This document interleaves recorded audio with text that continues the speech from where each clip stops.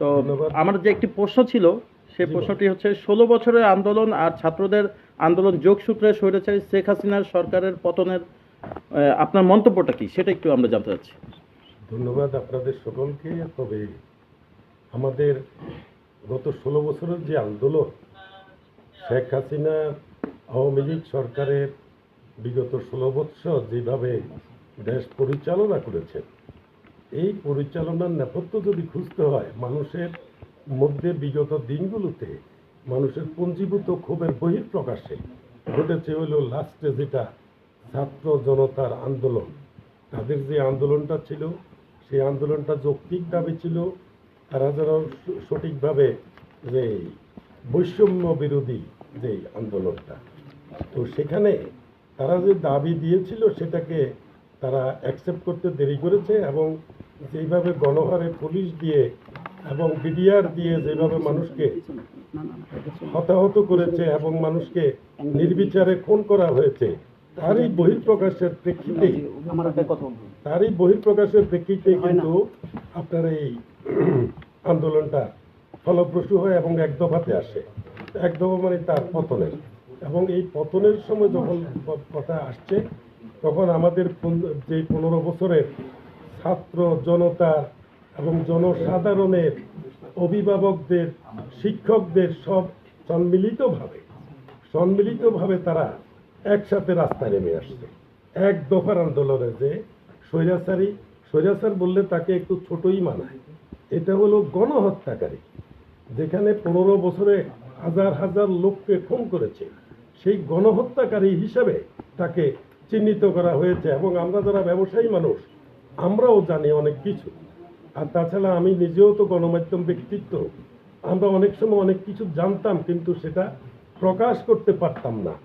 বিশেষ শৃঙ্খলা বাহিনী যারা ডিজিএফআই পরিচালনা করত, সেখানে মিডিয়া উইংস ছিল। মিডিয়া উইংসের নামে আমাদেরকে সবসময় এটার থেকে বিরত থাকার জন্য চাপ প্রয়োগ করত। অন্যদিকে যখন এইভাবে করতে করতে একসময় দেখেন, আমি এসএ টেলিভিশন বাংলাদেশে এসছে, আমরা ফুল এইচডি টেলিভিশন নিয়ে আসছি। আমার দুইটা সিট দিয়েছেন জি, এবং এই দুইটা দিয়েছেন জি, একটা হইলো গাড়িতে আর একটা হইলো পোর্টেবল, দুইটাই অকার্যকর। তার মানে তাদের নিয়ন্ত্রণের কারণে আমরা সেই জিনিসটাকে আমরা সবসময় জনগণের কথা তুলে ধরতে পারি নাই।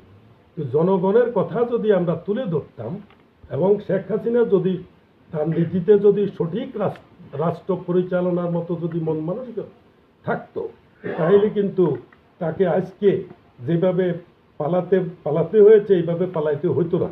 কিন্তু পালায় গেলেও শেখ হাসিনা কিন্তু একলাই দুর্বৃত্তায়ন করে নাই, তার সাথে তার বাহিনী ছিল, হাইব্রিড ছিল। কিন্তু হাইব্রিড সব পজিশনে তারা বহাল তবিয়তে এখনো আছে। এর মধ্যে যখন তার উৎখাতের পরে, যখন এখন এই অন্তর্বর্তীকালীন গভর্নমেন্ট সৃষ্টি হলো, আমরা অন্তর্বর্তীকালীন গভর্নমেন্টের ডক্টর প্রফেসর ইউনূস সাহেবকে আমরা অত্যন্ত মূল্যায়ন করি এবং তাকে ভালো জানি। তো সেখানে তাদের যে প্রথম মানে শপথ নেওয়ার পরে যেই কর্মকাণ্ডগুলি করা তাৎক্ষণিক উচিত ছিল, সেটা করা হয়নি। এখনও কিন্তু দেখবেন যে তাদের যে হাইব্রিড চাটুকাররা এখনও কিন্তু অনেক জায়গায় বহাল তবিয়তে আছেন, এবং তাদের যেই থাকার কারণে এখন যারা আমাদের অন্তর্বর্তীকালীন সরকারের উপদেষ্টা হয়েছেন, তাদেরকে অনেক সময় মিসগাইড করার তালে তারা ব্যস্ত আছে। এবং যারা আমলা এবং যারা পুলিশের হাই অফিসিয়াল, তাদের নির্দেশেই কিন্তু আজকে নিরীহ পুলিশ বাহিনীকে কিছু হতাহত হতে হয়েছে। এবং এর নেপথ্যে কারা? পুলিশের নামে যেই কলঙ্ক লেপন হয়েছে, এটা তো আমি মনে করি যে এটার হুকুমদাতাকে, তো আমরা হুকুমদাতা তো এখনো ধরতে পারি নাই। হুকুমদাতা তো প্রধান আসেনি, কিন্তু এটা বাস্তবায়নকারীকে, হাই অফিসিয়াল যারা তাদেরকে কমান্ড করত। কিন্তু কমান্ডাররা আল্লাহ চাইলে এখনো, বড় কমান্ডাররা এখনো মানে কেউ পালিয়ে গেছে, কেউ এখনো দরছোয়ার বাইরে আছে, আবার কেউ এখন নিজের সুর অন্যভাবে চেঞ্জ করে তারা এখন নিজেকে বর্তমান ছাত্র জনতার আন্দোলনের পক্ষ বলে সমর্থন করছে। তো এই জিনিসগুলো যখন আপনারা অ্যানালাইসিস করবেন, আমরা প্রিয় সাংবাদিক ভাইয়েরা, অ্যানালাইসিস করলে এই থলির বিড়াল বেরিয়ে আসবে যে কে আজকে তাদের এক সময়ের সহযোগী আর আজকে তারা এখন কোথায় আছে। আপনাদের লেখনী এবং আপনাদের চেষ্টার মাধ্যমে তারা জনসমক্ষে তাদেরকে পরিচিত এবং তাদেরকে আনা সম্ভব হবে।